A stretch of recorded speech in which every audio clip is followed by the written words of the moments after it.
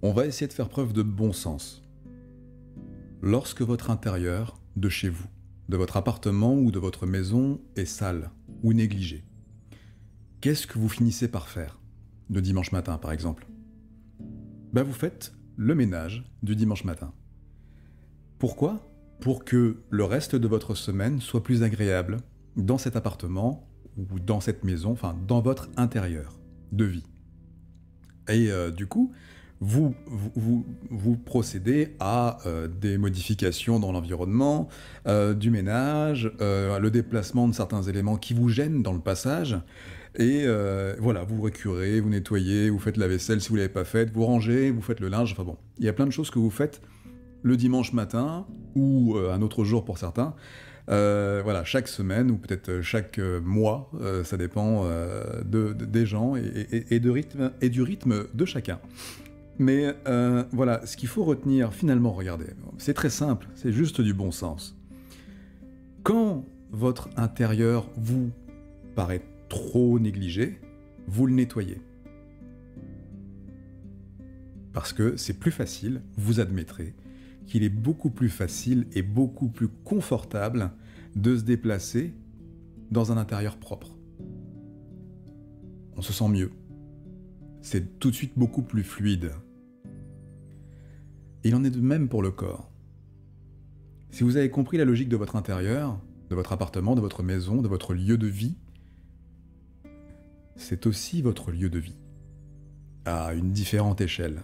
Mais vous devez vous en occuper aussi bien, voire mieux, beaucoup mieux, que l'intérieur de votre maison. On va avancer un peu, vous allez comprendre. Quand vous avez votre intérieur qui est sale, plus vous accumulez de choses, plus il est difficile pour vous d'y être bien. Et donc, à chaque dimanche matin, vous faites un grand nettoyage de printemps, et tout de suite, ça va mieux. Vous vous sentez plus à l'aise chez vous. Et vous remarquerez un truc, c'est que plus vous laissez de saleté s'accumuler dans votre maison, sur vos plans de travail, dans l'évier, sur les carrelages, sur les carreaux de la salle de bain, ou sur les vitres et les baies vitrées tout simplement, plus vous laissez de saleté s'accumuler, plus il est difficile de nettoyer quand vous allez passer ce fameux dimanche, ou un autre jour de la semaine, pour le grand nettoyage. Voilà. Plus vous laissez s'accumuler de saleté, plus il est difficile de nettoyer. Donc, moins vous salissez, plus c'est facile et plus c'est rapide. Et moins vous avez d'efforts à fournir. C'est important, parce que vous voyez, ceux qui passent leur journée du dimanche à nettoyer l'appartement pourraient passer moins de temps à nettoyer cet appartement et délivrer moins d'efforts si, tout au long de leur semaine, ils n'avaient simplement pas sali autant leur appartement. Ça nécessite des aménagements, bien évidemment, mais la logique est simple. Plus vous salissez, plus vous allez avoir à nettoyer.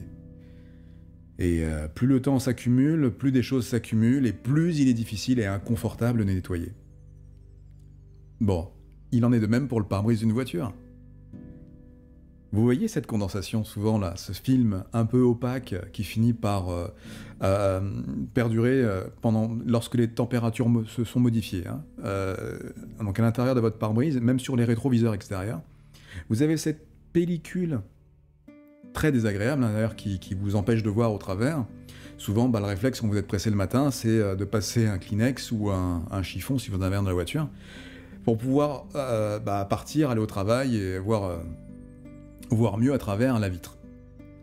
Souvent, quand vous faites ce geste-là, vous remarquez que c'est pas propre, c'est dégueulasse. Parce qu'en fait, vous avez juste étalé de l'eau, enfin de l'humidité, avec la saleté qu'il y avait accumulée dedans, sur la surface. C'est pareil, c'est comme l'intérieur de votre maison. Plus vous laissez votre pare-brise sale, plus la condensation a matière sur laquelle s'accrocher. Parce qu'en fait, la condensation, elle se colle sur une surface. Plus la surface comprend des dépôts, on va dire, plus la condensation a sur quoi s'agglutiner, en fin de compte. C'est ça, en fait. Plus il y a de saleté, plus la condensation est grande, voilà, sur la surface. Ce qui explique que pourquoi, si vous nettoyez régulièrement votre pare-brise à l'intérieur et les rétroviseurs à l'extérieur, il y aura moins de condensation. Vous aurez moins ce problème du matin dans les zones humides ou lorsque la température change, parce que vous aurez nettoyé la surface régulièrement, donc il y aura moins de dépôts qui s'accumuleront sur cette surface. Plus il y a de dépôts, plus de dépôts s'accumulent. C'est comme ça, vous voyez ? Plus il y a de matières sur lesquelles les matières vont venir se déposer, plus elles se déposeront. Tandis que moins il y a de matière, plus c'est lisse, plus c'est lisse, et moins ça colle, moins ça s'agglutine, donc moins il y aura besoin de nettoyer.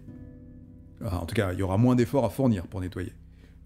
Donc un entretien régulier du pare-brise et des rétroviseurs vous allège en effort au moment où vous voulez nettoyer ce pare-brise. Et d'autant plus que s'il y a moins de condensation, j'y reviens, vous avez moins d'efforts à fournir pour nettoyer et enlever toute la crasse qui s'est accumulée dans cette humidité. Voilà. Juste faites preuve de bon sens. Ce que je vous explique là, pour l'intérieur de votre maison, pour l'intérieur du pare-brise d'un véhicule, c'est la même chose ici. Imaginez l'intérieur de vos artères. Alors je reprends le pare-brise comme exemple. Vous voyez cette couche, cette pellicule, ce voile sur lequel viennent se déposer les aspérités, les saletés.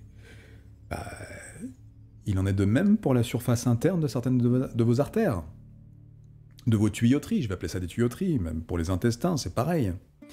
L'intérieur de la surface de certains organes, c'est pareil aussi. Partez du principe que vous devez régulièrement porter une attention particulière à la propreté de vos organes, de vos tissus, de vos tuyaux. C'est comme la surface de votre peau.